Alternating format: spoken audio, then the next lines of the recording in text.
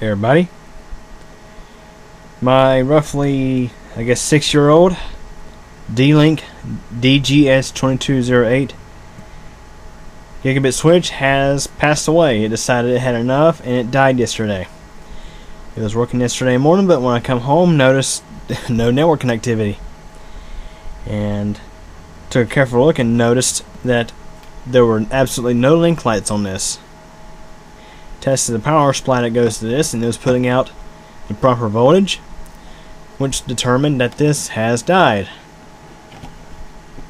I got this a while back from the Google Computer Works store. I think I paid around $20 for it.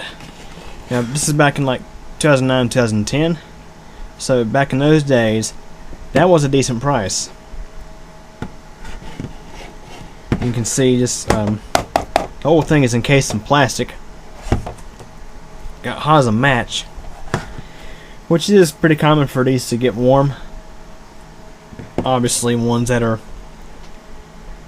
typically more than 16 ports, you'll notice that they're fan cooled. But basically, yeah, this whole thing is made of plastic, and it did do 6 years or so worth of service. And when I got it, it was new in the box, so it was new once I got my hands on it. It wasn't used, so I got roughly 6 years out of it. So I can't complain too much. But I want you guys to take a look at what I have now. That I'm about to install here shortly. See, that's the D-Link switch. Let me show you what I got off Amazon yesterday. This is a brand new TP-Link model TL-SG108 gigabit switch, 8-port switch. And just by looking at this thing, I can tell it's built a lot better than that. And this brings up a good point, because I've purchased 5-port switches like from Best Buy and Walmart in recent years. The most recent would be the so I have a 5-port Netgear switch behind the Mitar Deluxe. When I brought in the this TV box over here, you might be able to see it back there. That TV box. Matter of fact, I can show you what it looks like. There it is right there. Made of plastic. Yeah. Bet you, I think I paid roughly between $20 to $30 for that. Yeah. It's a 5-port switch. Made of plastic. Picked this up at Best Buy, or Worst Buy as I sometimes call them. Yeah. Made of plastic. However, this one doesn't get really hot. It's just barely warm. 5-port gigabit switch. And you never know. Who knows how long it would actually last. I would consider that consumer grade. Yeah, made of plastic. And yeah, costs more than you would going with something decent. Because, for example, with this TP-Link switch, guess how much I paid for it? Yeah, about $25, something like that. Between $20 and $25 off of Amazon. So yeah, this one actually markets itself as a business solution, so that would make it, a business class switch. So you would expect to get many years out of it. The thing actually has a 5-year warranty on it and 24/7 tech support. Here's a look at the box. That's the box that came in. It's my first time ever dealing with TP-Link products in person. I've seen them online on Amazon. With the very low prices I've seen with their products, I sort of thought maybe they're not all that great. But I decided, since I can get Amazon products here within a day, I figured, I'm just going to order off Amazon. Don't want to stop at Worst Buy and probably spend $50 to $60 on an 8-port switch. I just give this a try. And I can tell you that my first impressions on this, by the way this is built, I mean, it's encased in metal. It's heavier Oh yeah, it's definitely heavier. This one's a whole lot heavier than this one.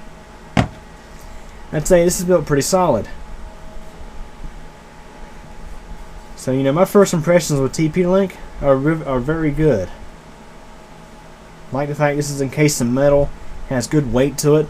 Usually with electronics, when you have good weight to it, this means it's pretty decent quality. If there's any complaints I would have about this, would be that the power jack is located on the opposite side from your LAN ports. So I'm going to have to route the power cable around and connect it into the front. It's going to be sitting on a desk, the front facing this way, with the power jack plugged in right here, and snake it around. Which, you know, that's only a minor thing. The only other minor inconvenience I have with this is the status lights. You know, the link lights are on the back and not the front. Which, as I mentioned, that's only a minor inconvenience. Considering, you know, the quality of this here versus that, I'm easily okay with that. You know, considering how much I paid for this. Basically, you have two options with these things. You know, you can hang it to a wall, or, you know, like to a rack or something.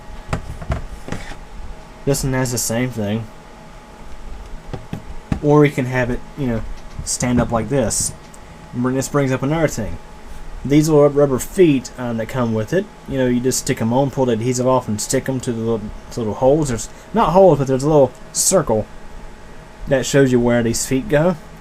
The good thing about this is this raises the switch up off the desk a good bit versus that. Scoot back and you can probably see a good difference between the two. You see how the D-Link is literally sitting almost on the table? Matter of fact, I'll bring it up closer. You can probably see how the D-Link switch is sitting almost flat against the table. You can see a small crack of light there.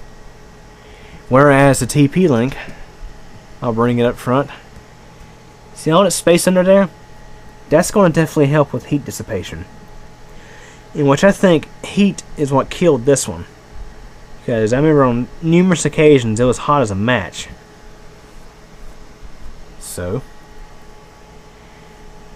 as I mentioned, first impressions overall are very good. Now let's go and hook this thing up and see how it looks in service. Okay, everybody. The switch is now in service, and you can see how the cable's plugged into the back of it. It's been used for probably a few weeks now, and it's been rock solid. So, I must say, very satisfied with this TP-Link switch. Hope you guys enjoyed this video. Any questions or comments? Feel free to ask, and thanks for watching.